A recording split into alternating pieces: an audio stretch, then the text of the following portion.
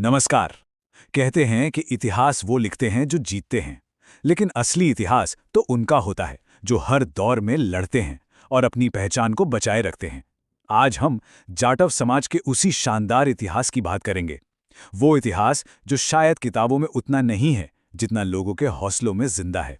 जरा सोचिए इस सवाल के बारे में, क्योंकि कुछ कहानियां सिर्फ भूली नहीं जाती, उन्हें दबाया जाता है। और ये एक ऐसी ही कहानी है। ये कहानी है उस जज्बे की, उस हिम्मत की, जिसने सदियों के अंधेरों का सामना किया और हर बार और भी ज्यादा मजबूती से उभर कर सामने आया। तो इस समुदाय की पहचान को समझने के लिए हमें इतिहास में काफी पीछे चलना होगा। चलिए, कहानी की शुरुआत करते हैं इनके योद्धा मूल से। तो सबसे पहले ये समझते हैं कि जाटव शब्द का मतलब क्या है। इसका सीधा सा अर्थ है वो जो जाट यानी अपने समूह का रक्षक हो। कई इतिहासकार तो ये भी मानते हैं कि ये शब्द यादव या जैतव जैसे पुराने क्षत्रिय कुलों से निकला है, जो इनकी रक्षक वाली पहचान को और भी पक्का करता है। और हाँ, ये जो योद्धा वाला कनेक्शन है ना, वो सिर्फ नाम तक ही नहीं था। पौराणिक मान्यताएं इन्हें सूर्यवंशी क्षत्रिय बताती हैं, जो मध्यकाल में अपनी बहादुरी के लिए जाने जाते थे।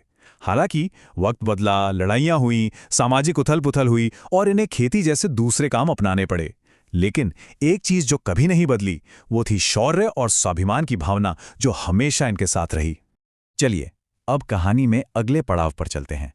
ये वो दौर था जब समाज में भेदभाव चरम पर था, और तभी इसी समुदाय ने दुनिया को एक ऐसा आध्यात्मिक रास्ता दिखाया जिसने सब कुछ बदल कर रख दिया।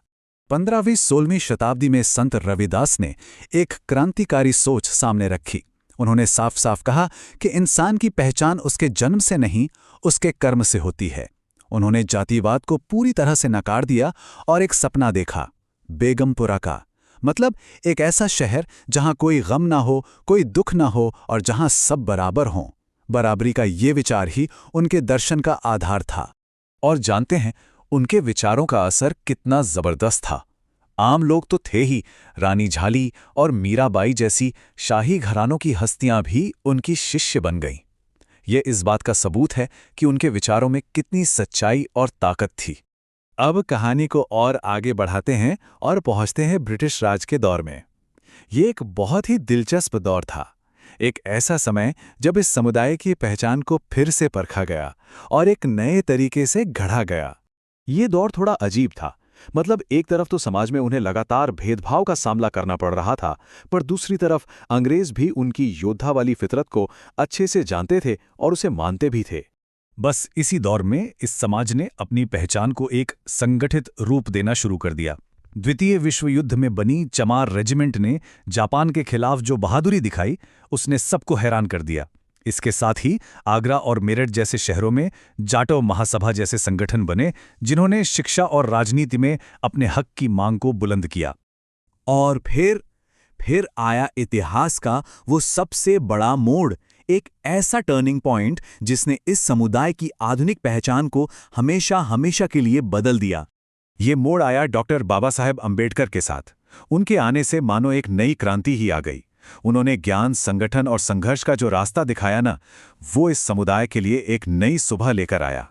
और बाबा साहेब की सोच कितनी आगे की थी, ये उनके इस एक कथन से साफ हो जाता है।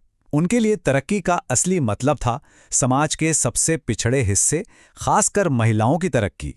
और इस समुदाय की खास बात ये रही कि इन्होंने बाबा साहब के संदेश को ना सिर्फ सुना, बल्कि सबसे पहले और सबसे मजबूती से अपनाया भी। लोगों ने चमड़े के पारंपरिक काम को छोड़कर शिक्षा का रास्ता चुना, और नतीजा, आज़ादी के बाद वे उत्तर भारत में एक बड़ी राजनीतिक शक्ति बनकर उभरे और जाटव होना एक अम्बेडकरवादी होने के गर्व का प्रतीक बन गया।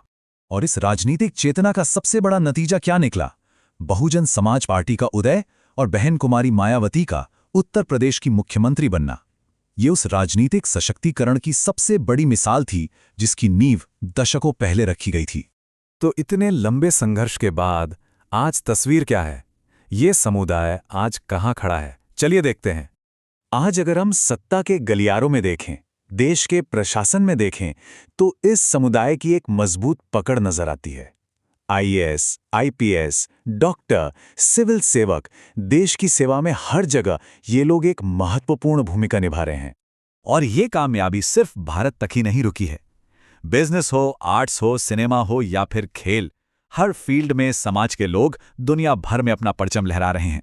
आज लंदन से लेकर अमेरिका तक इनकी नई पीढ़ी अपने हक और इतिहास की बात कर रही है।